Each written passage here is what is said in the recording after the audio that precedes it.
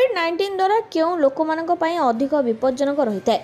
WHO नुआ research अनुसार कोविड-19 द्वारा किछि लोकों अधिक विपद रही है, विशेष भाव में 60 वर्ष अधिक वयस्क व्यक्ति विपद होता है।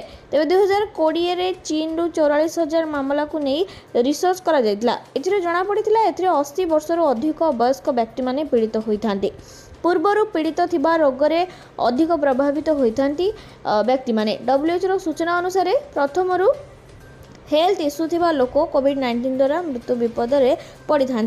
ICMR गाइडलाइंस अनुसार डायबिटीज रोगी जदि ब्लड सुगर नियंत्रण हो न था तेज कोविड-19 रे सेमानकर इम्यूनिटी दुर्बल हो जाए और मृत्यु मुख को सेमाने टाणी हो चली जाती। यह छड़ा हार्ट रोग रे पीड़ित व्यक्ति कोविड भाइरस अधिक प्रभाव देखा मिलता है।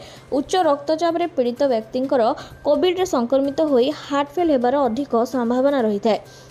टीबी रोग रे पीड़ित होइथिबा व्यक्ति कोविड रो नुआ वेरिएंट अधिक प्रभाव होता है। तेज गोटे रिसर्च अनुसार पुरुष मान निकट में कोविड रे मृत्यु संख्या देखा जाए महिला तुलन में। तेज यार कारण हार्मोनाल डिफरेंस रही एवं पुरुष मान धूम्रपान अभ्यास मद्यद्रव्य अभ्यास सेवन गोटे बड़ कारण बोली जमापड़ी।